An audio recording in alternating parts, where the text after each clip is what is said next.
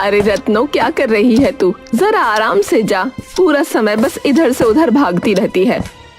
मेरे पास बिल्कुल समय नहीं है माँ। मास्टर शेफ शुरू हो गया है। अगर मैंने और देर की ना तो पुष्पा काकी अपनी खिड़कियां बंद कर लेंगी और मुझे टीवी भी नजर नहीं आएगा। रत्नो को खाना बनाने का बहुत शौक था।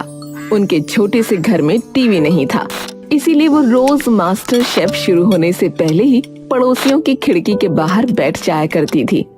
पता है माँ, आज मैंने एक नई रेसिपी सीखी है। जब मैं अपना ढाबा खोलूंगी ना तो मेरे मेन्यू में वो डिश जरूर होगी।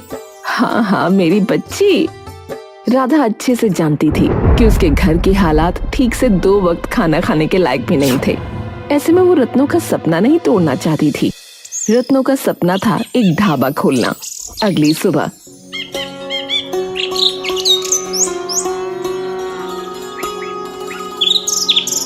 अरे रत्नो, तू सुबह सुबह कहाँ चली गई थी बेटा? रोज सुबह तू मंदिर जाती है। मैंने मंदिर भी जाकर देखा, लेकिन वहाँ भी नहीं थी तू। कहाँ गई थी? माँ, मैं काम की बात करने गई थी। कौन सा काम? कैसा काम? कल तो तूने मुझे कुछ बताया ही नहीं इस बारे में। माँ, ये एक ऐसा काम है जिससे मेरे सपने की तरफ मैं एक कदम और खींची चली जाऊंगी और घर में पैसे भी आएंगे। लेकिन रुको, बताती हूँ। मैंने पूरी रात इस बारे में सोचा माँ। मैं खाना बनाने का काम शुरू करूंगी। अभी मेरे पास जगह तो नहीं है, इसीलिए मैं सबको होम डिलीवरी दूंगी। मैं जानती हूँ इस काम में पैसे लगेंगे, इसीलिए जमींदार से थोड़े पैसे उधार लेने गई थी। उसे मैंने मेरा काम अच्छे से समझा दिया, इसीलिए उसने मुझे उधार भी दे दिया। जल्दी ही जब मेरे पास पैसे आ जाएंगे ना तो पूरा चुका दूंगी। घर घर जाकर खाना डिलीवर करेगी, ये बात तो ठीक है, लेकिन तू पैसे उधार लेने जमींदार के पास क्यों गई, वो भी अकेले? और बेटा, अगर तेरा ये काम न चला और तू ढाबा न खोल पाई तो? अरे माँ, वो क्या कहते हैं ना आजकल, मैनिफेस्ट। हाँ, मैनिफेस्ट। अब जब तक मैं रोज मेरा ढाबा रत्नों का ढाबा नहीं बोलूंगी, तब तक मेरा अपना ढाबा कैसे बनेगा? और वैसे भी माँ, शुरुआत तो छोटे काम से ही होती है ना। और आप ही तो कहती हो कोई काम छोटा या बड़ा नहीं होता। और रही बात उस जमींदार की, तो उससे कौन डरता है? मुझे मेरी प्यारी बेटी पर बहुत गर्व है। अगली सुबह रत्नो जल्दी उठकर खाना बनाती है और फटाफट गली गली बेचने निकल पड़ती है। क्या क्या है तेरे टिफिन के अंदर? जी कहिए ना, आपको क्या खाना है? मेरे पास सब कुछ है, दाल, रोटी, छोले चावल, रायता। आज मेरी जरा तबीयत खराब है, खाना नहीं बना पाऊंगी। 5 लोगों का खाना दे दो। जी,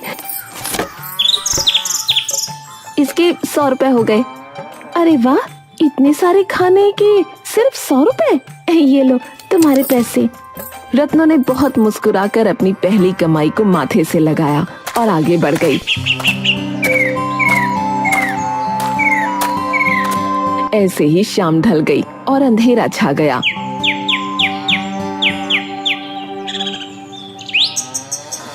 आज तो बहुत थक गई होगी ना तू? हाँ माँ, लेकिन ये थकान तो कुछ भी नहीं है। ये देखो, आज इतने सारे पैसे कमाए मैंने। ऐसे ही धीरे धीरे जोड़कर एक ढाबा जरूर खोलूंगी।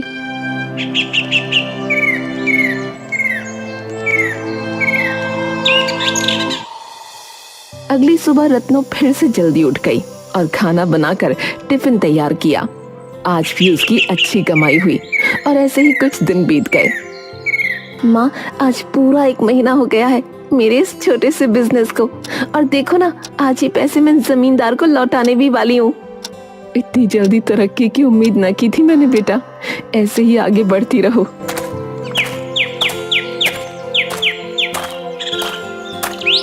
उसके बाद रत्नो जमींदार के पास उन पैसों को वापस देने जा पहुंची।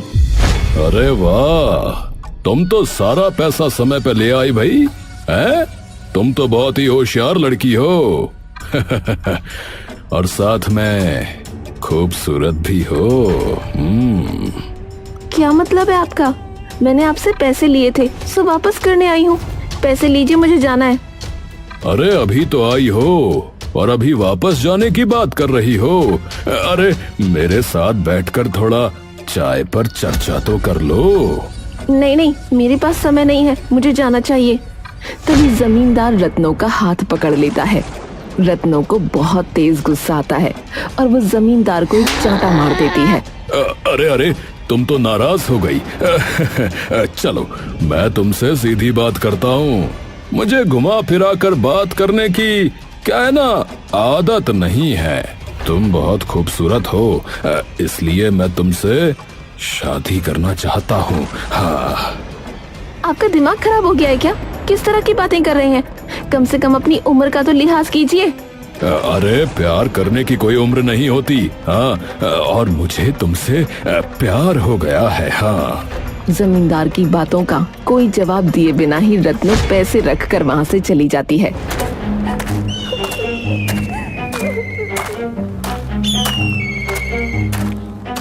जमींदार एक बहुत बड़ा गुंडा था।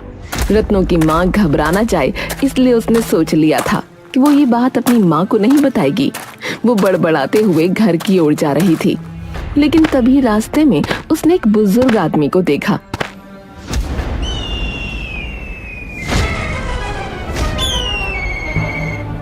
अरे अरे बाबा, संभल के, कुल्हाड़ी लेकर किस तरफ जा रहे हैं आप?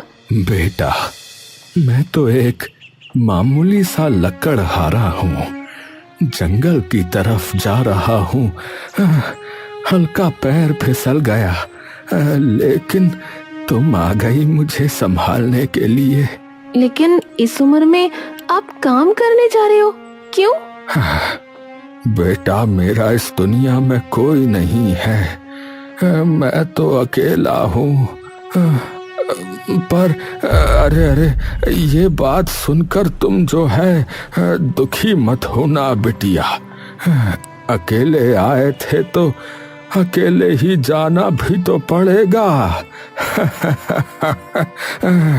चलो बेटा, मैं चलता हूँ। अच्छा, मुझे संभालने के लिए तुम्हारा बहुत बहुत धन्यवाद बिटिया। जीती रहो, जीती रहो। रत्नो बूढ़े बाबा के बारे में सोचते हुए घर पहुंची। घर पहुंचकर उसने अपना टिफिन उठाया और फिर से गांव में निकल पड़ी। काकी, मैं आ गई। क्या आज आपको खाना चाहिए? आज बड़ी देर कर दी तूने, मैंने तो खाना बना लिया। इतना सस्ता खाना तू देती है, इसीलिए सारी औरतों की आदत खराब कर दी है तूने। रत्नो मुस्कुराकर आगे बढ़ गई। ऐसे ही एक घर से दूसरे घर उसने सफर तय किया।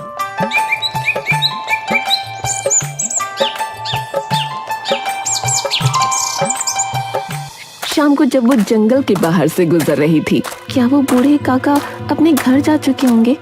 मुझे उनका घर पता होता तो मैं उन्हें खाना जरूर देकर आती। कि तभी पीछे से आवाज आई।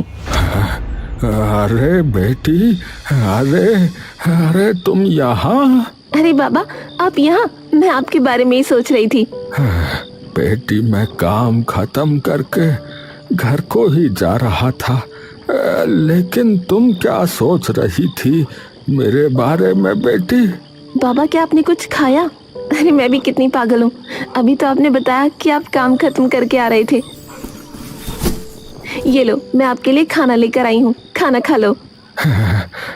बेटी, खुशबू तो बड़ी अच्छी आ रही है इसके अंदर से।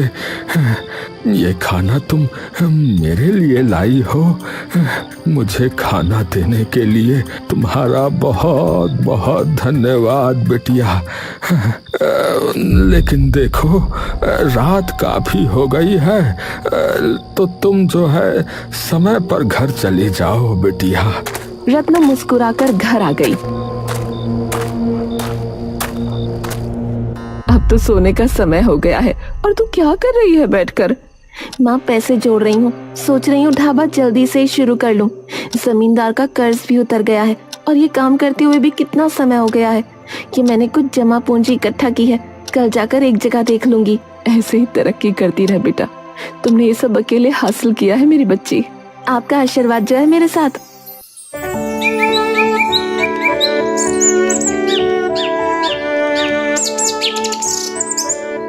अगली सुबह रत्नो अपना बजट बनाकर एक जगह भी देखने जा पहुंची। साथ साथ टेबल, कुर्सी, खाना बनाने का सामान, इन सब का भी ऑर्डर दे आती हूँ।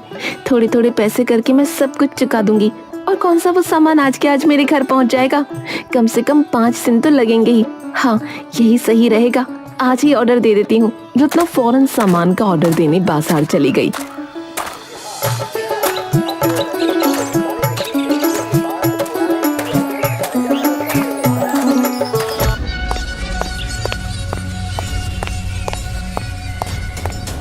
तभी पीछे से उसके घर जमींदार आया। अरे जमींदार साहब, आप यहाँ? सब कुछ ठीक तो है ना?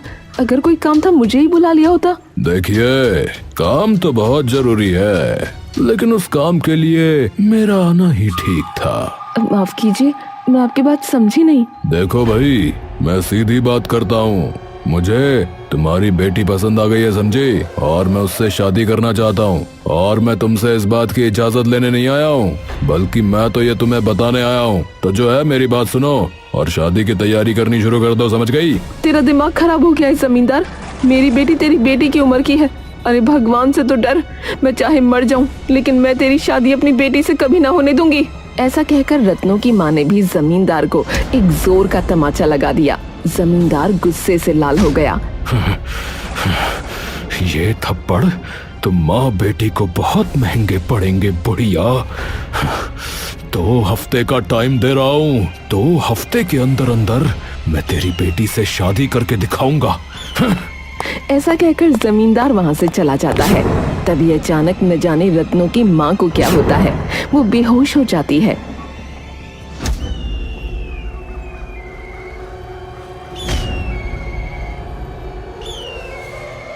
माँ कहाँ हो? देखो, मैं आपके लिए जलेबियाँ लेकर आई हूँ। माँ? रत्नों की आवाज सुनकर माँ ने कोई जवाब नहीं दिया। तो उसकी माँ जमीन पर बेहोश पड़ी थी। ये मेरी माँ को क्या हो गया? माँ? रत्नों अपनी माँ को अस्पताल लेकर गई।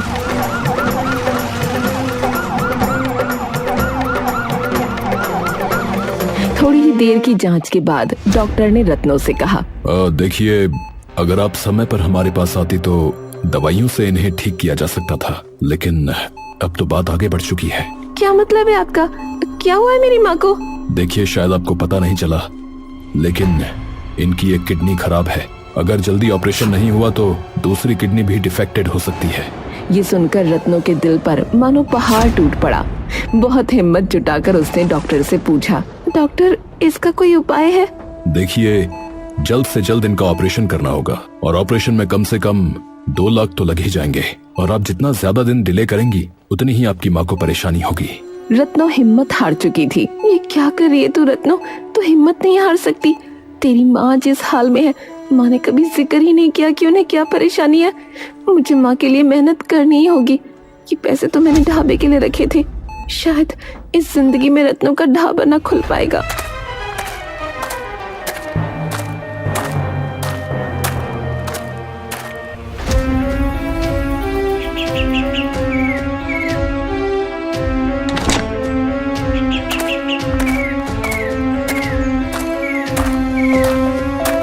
रत्नों फौरन वो सारे पैसे ले जाकर अस्पताल में जमा कर देती है। देखिए जी, माफ कीजिएगा, लेकिन पैसे तो अभी भी कम है। इसमें 70,000 की और जरूरत पड़ेगी। डॉक्टर, मैं जल्दी से जल्दी पैसों का इंतजाम कर लूंगी, लेकिन आप मेरी माँ को अस्पताल में एडमिट रखना।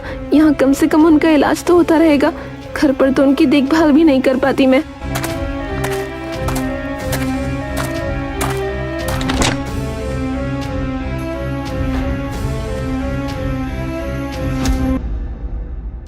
लेकिन उसे 1 रुपया भी न मिला। 70,000 रुपए मैं कहाँ से लेकर आऊंगी?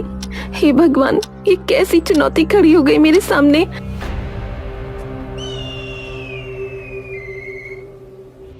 अगली सुबह रत्नों जब किचन में खाना बनाने पहुंची तो उसने देखा कि कुछ भी नहीं है। अब मैं क्या करूं? अनाज खत्म हो गया, नमक हल्दी कुछ भी नहीं है। भला मैं खाना कैसे बनाऊं? आज टिफिन कैसे पहुंचाऊंगी लोगों के पास? अब तो पैसे भी नहीं है। कितने में ही रत्नों के ऑर्डर किए हुए ढाबे का सामान एक एक करके घर पहुंचने लगा। अरे मैडम, कितनी देर लगाओगी? जल्दी करो। ये टेबल और कुर्सी तो समय पर पहुंचा दी हमने, लेकिन समय पर पैसे क्यों नहीं मिल रहे हमें?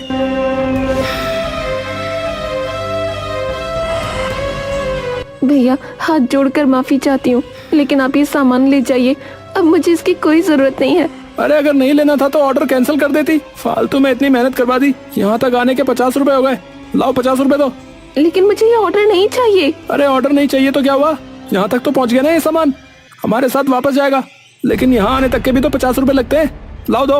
रत्नों के पास आखिरी 50 रुपए का नोट था, जिसे रत्नों को उस आदमी को देना पड़ा। कोई भी रास्ता नजर नहीं आ रहा। भगवान मेरी मदद करो, प्लीज मेरी मदद करो भगवान। रत्नो अपने घर के बाहर बैठकर आंसू बहा रही थी। माँ के अलावा कोई नहीं है मेरा इस दुनिया में। बचपन में जब मुझे चोट लग जाती थी तब माँ प्यार से कहती थी कि तुम मजबूत हो रही हो, जो ज्यादा मजबूत होता है उसे ज्यादा चोट लगती है। ऐसे ही माँ ने मुझे पाल पोस कर बड़ा किया है। आज मैं अपनी माँ को इस हालत में नहीं देख सकती। मैं सोच भी नहीं सकती कि उनके बिना मेरी जिंदगी कैसी होगी। कुछ समझ में नहीं आ रहा क्या करूं। कि तभी उसके पास वही बूढ़े बाबा आए जिसकी रत्नो ने मदद की थी। बेटिया, बाबा आप यहाँ? मुझे लग रहा था कि तुमने जो है मुझे याद किया, इसीलिए मैं तुम्हारे पास चला आया बेटिया। पर यहाँ आकर देख रहा हूँ कि तुम रो रही हो। क्यों रो रही हो बेटी तुम? और उसके बाद रत्नो बाबा को अपनी सारी आप बीती सुनाने लगी। अच्छा, तो रत्नों का ढाबा के नाम के सारे पैसे तुम्हारी माँ के इलाज में चले गए। इसके बाद भी पैसे अब कम हैं। अरे बस इतनी सी बात बिटिया। इतनी सी बात नहीं है बाबा, अगर मानो तो पैसा कुछ नहीं है, लेकिन फिर भी सब कुछ है। रत्नों का ढाबा तो कभी भी खुल सकता है बाबा, लेकिन माँ नहीं मिल सकती दोबारा।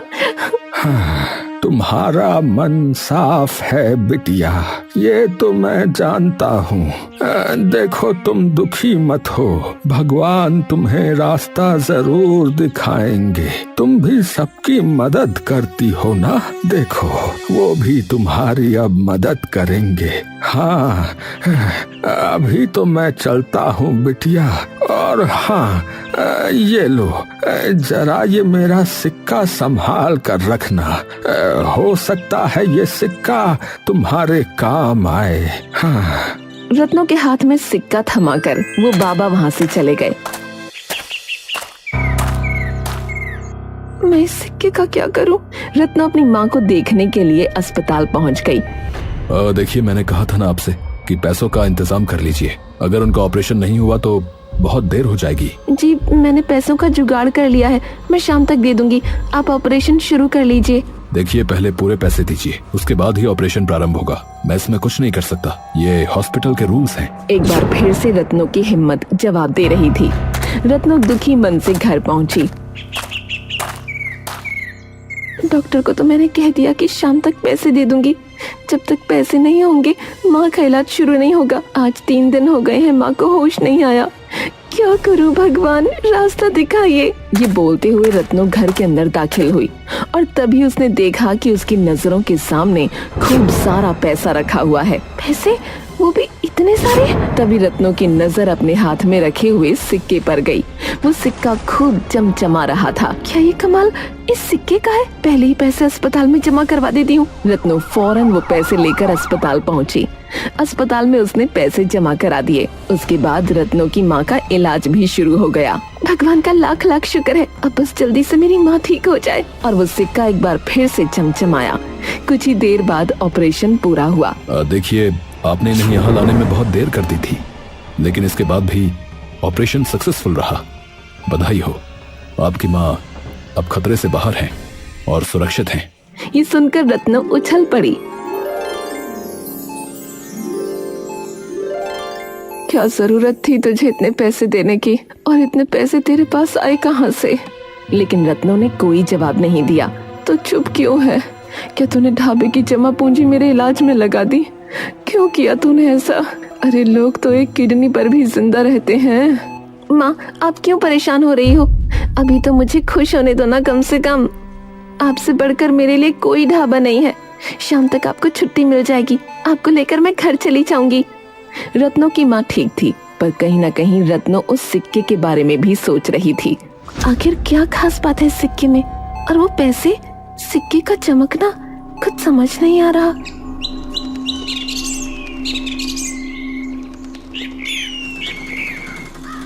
शाम हुई। रत्नो अपनी माँ को लेकर घर आने लगी। अगर तू रत्नो का ढाबा खोलती तो मुझे बहुत अच्छा लगता बेटी, पर मेरी वजह से तेरा ये सपना पूरा ना हो सका। आप दुखी मत हो माँ, ढाबा आज नहीं तो कल खुल जाएगा। वैसे भी मैंने मैनिफेस्ट किया है, अगर हम मन में सोच लें तो सब हो सकता है। मैं फिर से मैनिफेस्ट करती हूँ, हमारे घर के बाहर एक सुंदर सा रत्नो का ढाबा खुल जाए। बिल्कुल पागल है तू। वैसे माँ, आपने ये छुपाया क्यों कि आपकी किडनी खराब है? मुझे खुद नहीं पता था बेटा, तुझे क्या बताती। वो तो जमींदार की बात सुनकर अचानक से मुझे पता नहीं क्या हो गया। क्या जमींदार? क्या वो घर आया था? क्या कहा उसने? अरे नहीं पगली, कुछ भी नहीं। अभी मैं बहुत थक गई हूँ, घर चलते हैं। और ऐसे ही वो दोनों माँ बेटी घर पहुँचे, लेकिन घर पहुँचते ही उनकी आंखें खुली की खुली रह गईं। उन्होंने देखा कि घर के बाहर एक बहुत ही सुंदर सा ढाबा है और उस ढाबे के ऊपर बोर्ड लगा है, रत्नों का ढाबा। क्या तू मुझे सरप्राइज देना चाहती थी? इतनी बड़ी बात तूने मुझसे छुपा कर रखी। ये ढाबा, और वो भी इतना बड़ा और इतना सुंदर, हमारे घर के ही बाहर। रत्नों ने अपने हाथ की तरफ देखा, वो सिक्का फिर से चमचमा रहा था। बाप रे, मैं खुद हैरान हूँ माँ। क्या मतलब तू खुद हैरान है? लेकिन रत्नों ने अपनी माँ को इस बारे में कुछ नहीं बताया। कैसा लगा आपको ये ढाबा? सुंदर है ना? रत्नों का ढाबा आखिरकार खुल ही गया। रत्नों का ढाबा। रत्नों की आंखों में खुशी के आंसू थे। दोनों माँ बेटी बहुत खुश थीं। अपनी माँ को आराम करता छोड़कर रत्नों फौरन उन बाबा की तलाश में निकली जिन्होंने उसे सिक्का दिया था। मैंने पूरा गांव छान मारा, लेकिन वो बाबा मुझे कहीं नहीं मिले। आखिर कौन थे वो जिन्होंने मुझे ये सिक्का दिया, और कहाँ चले गए? कहाँ से आए थे कुछ भी नहीं पता, लेकिन उनकी वजह से आज मैं इस मुकाम पर खड़ी हूँ। मेरी माँ भी बिल्कुल ठीक हो गई है और रत्नों का ढाबा भी खुल गया। आप जहाँ कहीं भी हो बाबा, मैं हमेशा आपकी आभारी रहूंगी। इस सिक्के के लिए बहुत बहुत शुक्रिया। इस सिक्के की वजह से मेरी इच्छा पूरी हो रही है। रत्नों मन में उन बाबा को याद करते हुए घर की तरफ निकल गई। अगली सुबह से उसने कड़ी मेहनत करने का फैसला किया। रत्नों के ढाबे के बाहर इतनी अच्छी खुशबू आती थी कि लोग खींचे चले आते थे। कितनी खुशी मिलती है ये नाम पढ़कर, रत्नों का ढाबा। ये सपना भी पूरा हो गया मेरा। मैं खुद को वचन देती हूँ, मैं हर महीने की कमाई से जरूरतमंद लोगों की मदद करती रहूंगी। आखिर मैं भी तो उन बूढ़े बाबा की बदौलत ही यहाँ पहुँची हूँ। क्या अकेले खड़े खड़े खुद से बातें करे जा रही है? रत्नों मुस्कुराकर अपनी माँ के गले लग गई।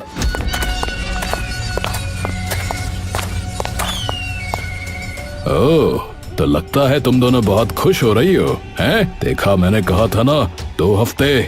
तो 2 हफ्ते पूरे हो चुके हैं और मैं यहाँ तेरी बेटी को ले जाने के लिए आया हूँ।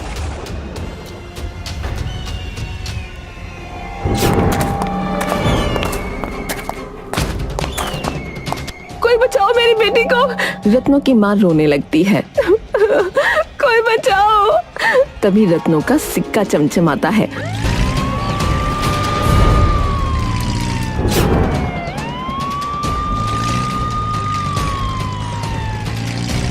माँ, जमींदार घर आया था और उसी की वजह से आप बेहोश हुई थी और आपने मुझे कुछ नहीं बताया। मैंने सोचा मैं तुझे टेंशन नहीं दूंगी, मैं खुद ही जमींदार से निपट लूंगी। लेकिन माफ करना बेटा, तेरी माँ कमजोर है। पर पुलिस को फोन किसने किया? माँ, कभी कभी पुलिस टाइम पर आ जाती है।